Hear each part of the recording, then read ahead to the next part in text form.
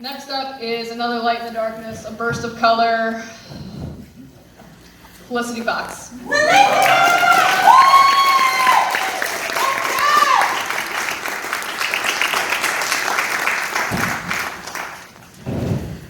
Let me tell you, when I say that these people have saved my own mental health as well, the way they all bolster each other up and they support each other and they love each other, I will not cry, I swear to God.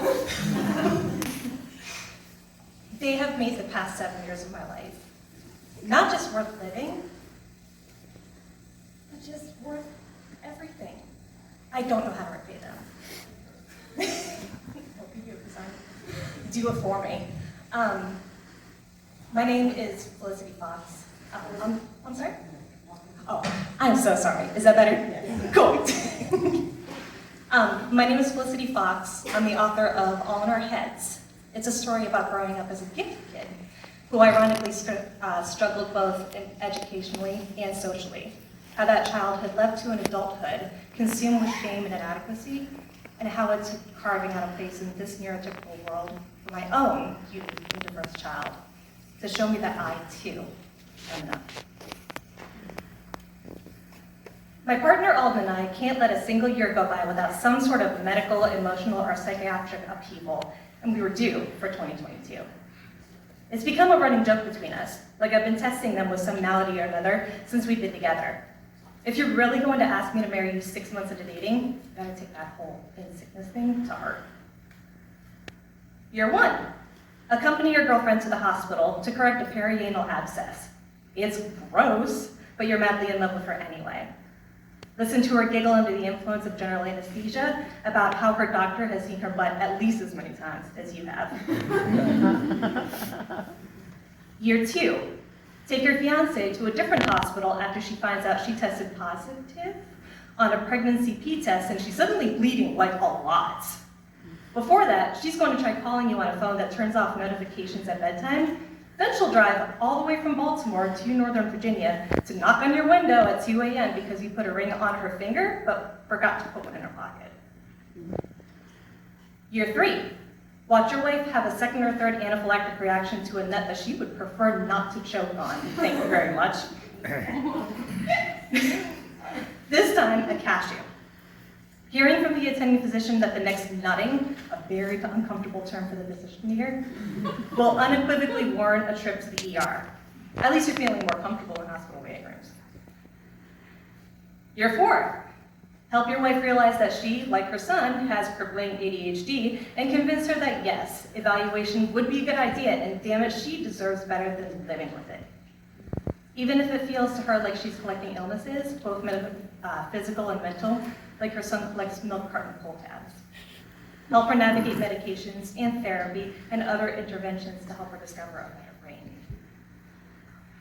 Year 5, feel your wife's knee dig into your thigh one afternoon. Slightly glance over to see if she's instead having a seizure. Take her yet again to the ER. Learn that her brain is more complicated now thanks to epilepsy and a newly diagnosed vestibular schwannoma. Sorry, funky shawarma. Grapple with the reality that your wife has a brain tumor, a scary prospect even if the diagnosis does start with benign. Start making bets on what the next year will bring. I've never felt like any of my medical concerns, or anything to do with my body, needed to be taken seriously.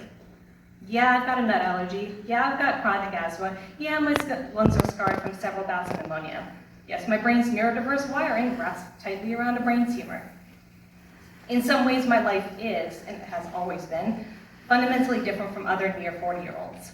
So many of my dreams had been dashed because of some medical reason or another. I mean, when I was a kid, I wanted to be the next Jackie Joyner-Kersee. The way I walk through the world is deeply affected by the food, events, and even air around me. And my day-to-day life requires a level of awareness and vigilance that others don't have to care or even think about. COVID was and still is a perfect example.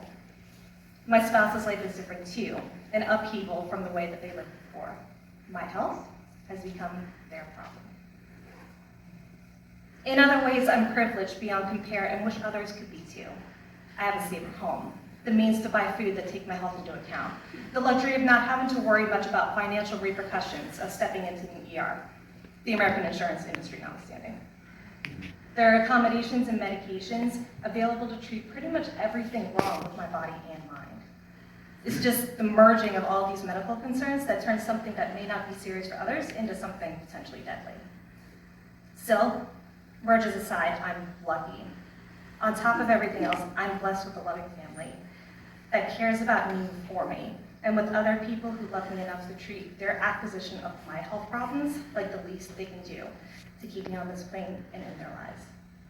They make me want to keep living. Thank you.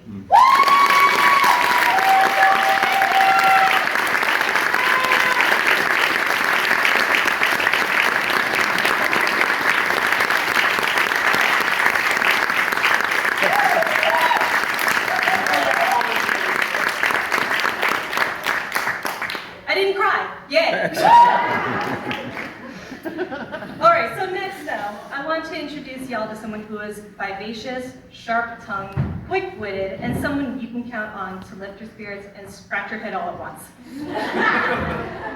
She's a brilliant and talented author and friend, and while her story may make you believe in a literal dime a dozen, Sarah herself is truly priceless.